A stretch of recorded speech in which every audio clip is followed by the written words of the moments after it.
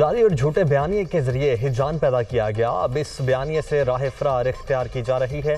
سیاست میں فوج کی مداخلت غیر آئینی، گزشتہ برس فروری میں سیاسی معاملات سے دور رہنے کا فیصلہ کیا۔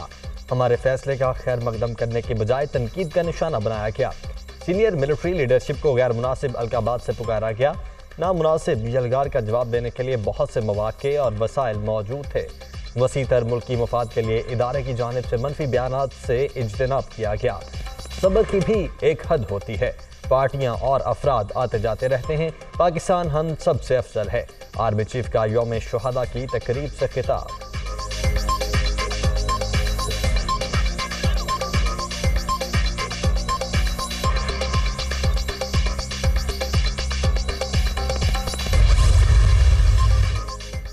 ملک سنگین معاشی بحران سے دوچار، کوئی بھی ایک پارٹی پاکستان کو مسائل سے نہیں نکال سکتی۔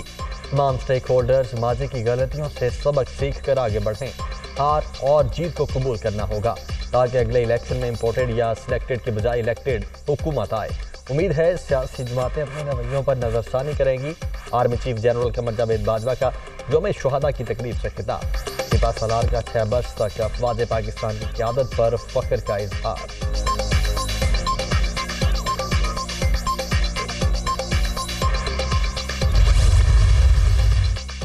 ہمارے شہداء ہمارا فخر، عرض پاک کے لیے جانوں کے نذرانے پیش کرنے والوں کو خراج عقیدت۔ جنرل ہیڈ کوارٹر راولپنڈی میں یوم شہداء کی پروقار تقریب۔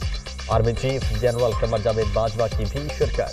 سپہ سالار کی یادگار شہداء پر حاضری، فاتحہ خوانی کی، پھول بھی چڑھائے۔ شہداء کے ورثاء اور غازی بھی تقریب میں شریک۔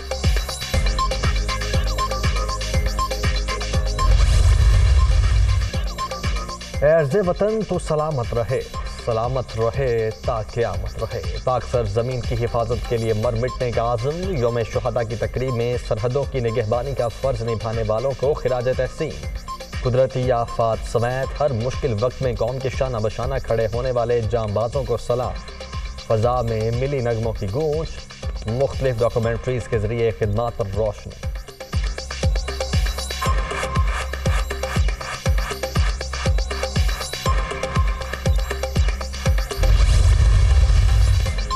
نئے آرمی چیف کی تقرری، اتحادی جماعتوں نے فیصلے کا اختیار وزیر اعظم کو سونپ دیا۔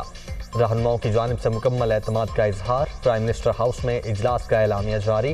آپ وزیر اعظم ہیں، آئین نے تقرری کا اختیار اور استحقاق آپ کو سونپا ہے۔ آصف زرداری کا اظہار خیال، وزیر اعظم جو بھی فیصلہ کریں گے ساتھ کھڑے ہوں گے۔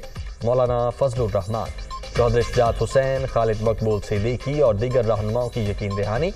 وفاقی کابینہ کا خصوصی اجلاس آج شیڈول۔